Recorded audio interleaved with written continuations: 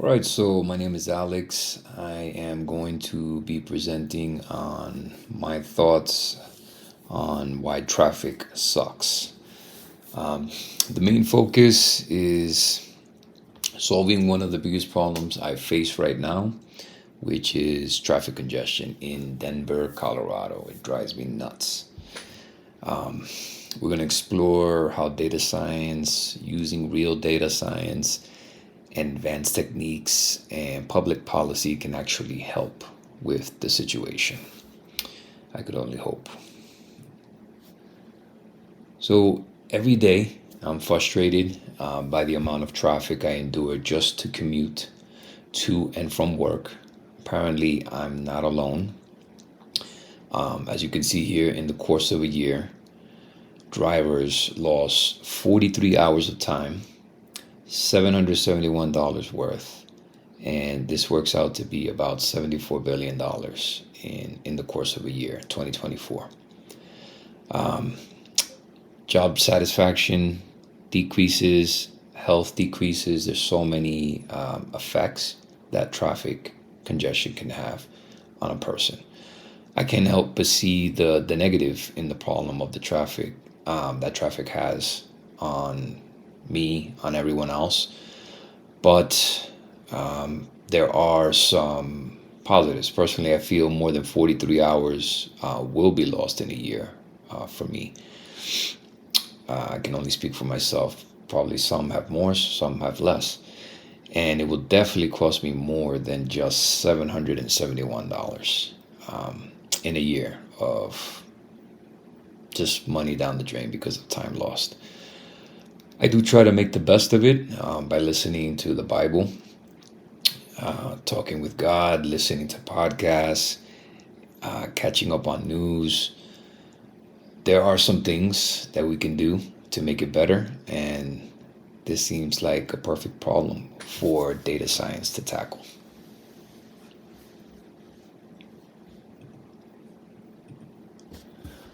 All right, moving on. Um, why does it matter at all? Why does the problem of traffic congestion matter? As you can see, time. Time is a big factor. It's constantly being wasted because of what's going on. You're just there, stuck almost um, in one spot at times, depending on how bad things are. Drivers spend over 40 hours stuck in traffic every year, and that's pretty much a whole work week lost on the road in your car.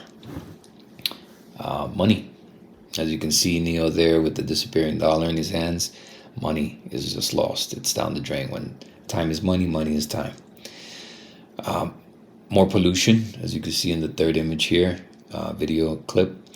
Traffic jams mean more cars idling, making their air dirtier and harming our health. Um, as you can see in the bottom left picture, it leads to people just being unhappy.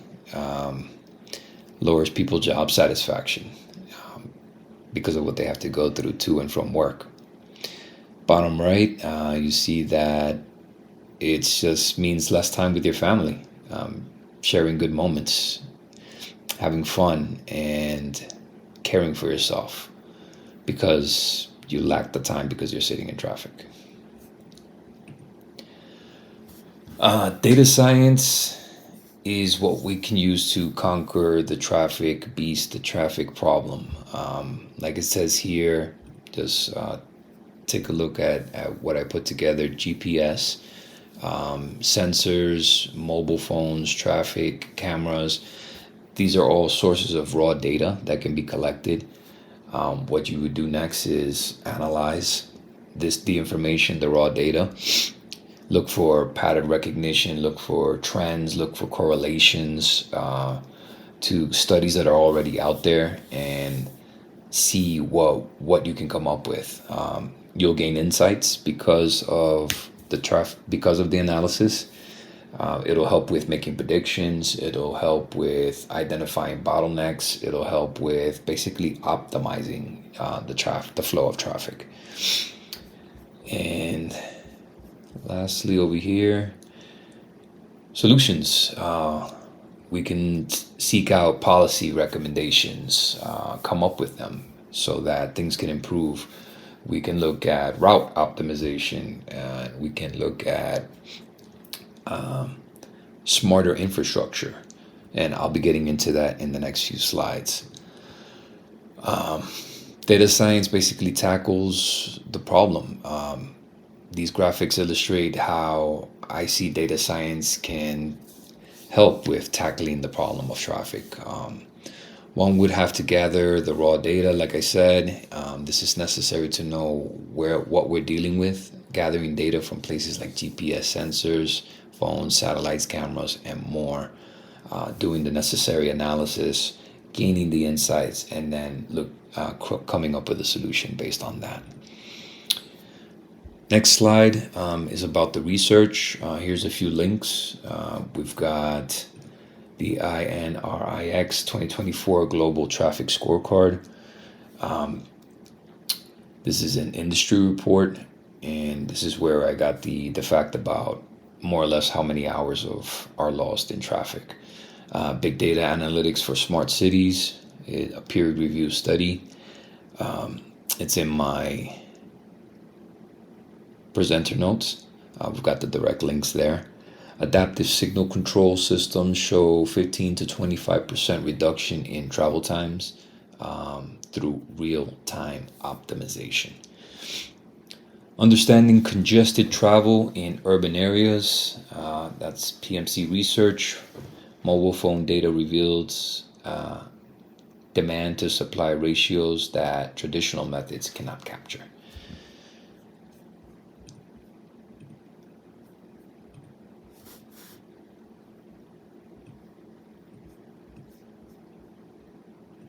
Data science in action. So one thing we can look at is how data science could help with the problem.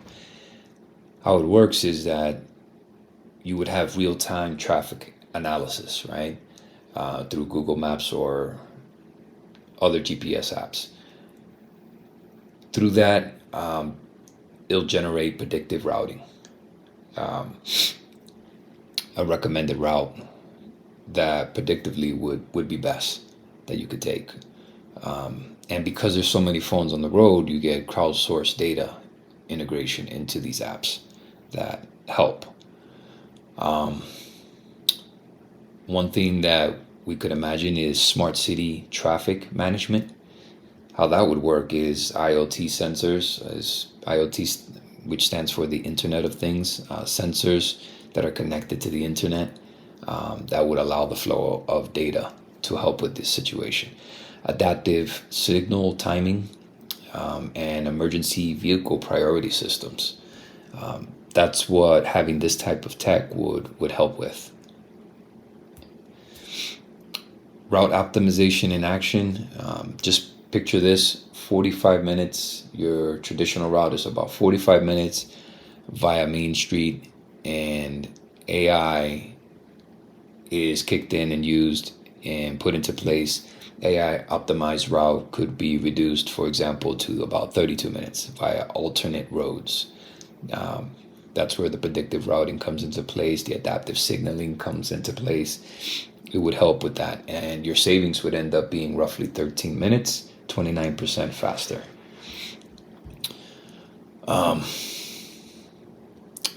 The sensors, just going back to that, it collects and transmits data about traffic conditions such as vehicle counts, speeds, congestion, and environmental factors, temperature, humidity, etc.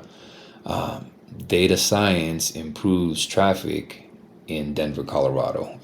That I have seen for a fact. I use Waze. I actually use them all: Google Maps, Waze, and also the native Apple Maps.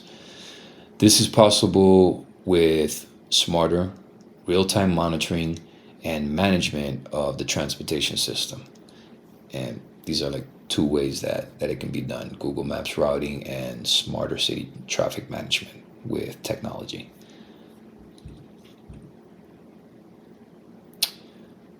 Here, I want you to consider some of the real stories and the impact. Um, these are things that are true and could affect anyone.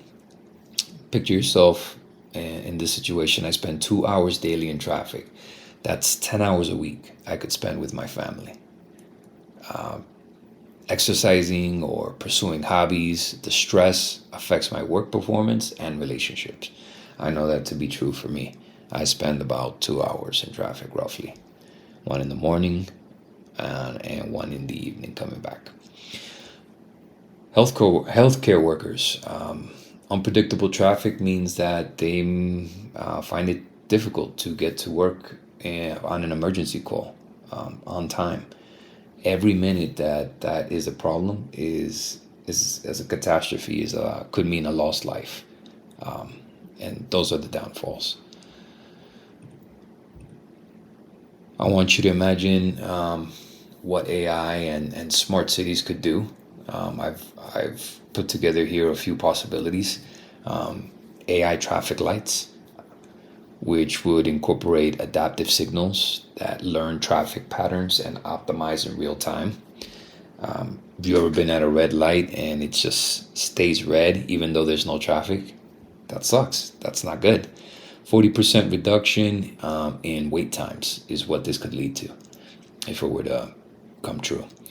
Autonomous vehicles, something that's being played around with and in some places put into practice. Imagine self-driving cars that communicate to optimize traffic flow. That's happening already. It could lead to a potential 60% increase in road capacity, which is great. Smart city integration, city-wide systems that coordinate all transportation modes. The potential is complete traffic optimization. At least that's the goal. So imagine this. Morning commute, 7:30 a.m. AI predicts high traffic 15 minutes early. Smart signals automatically adjust timing. Alternative routes suggested to 50,000 drivers on the road because of this. Autonomous shuttles deployed to busy corridors, all leading to better traffic optimization. Data science thinking. This is the kind of thinking that we should have, especially as we go through this class, and we could apply it towards our real lives and the problems that we encounter. How can you apply it? Question everything. What data could help solve everyday problems?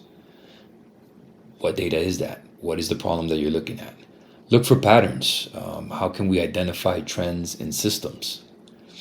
And then think systematically. What are the interconnected parts of the system? What's the cause and what's the effect? Measure impact. How can we test and know the solution will work? Can we run models and come up with hypotheses and probable outcomes? Sources and questions. These are my references. Again, I've got links in the presenter notes. And one little fun fact here at the end I would like to give you is actually a question. What percentage of time do Americans spend stuck in traffic? And the answer, sadly, is about 7% of their total driving time. In my case, I feel like it's more. Anyway, let me know if you have any questions. Thanks.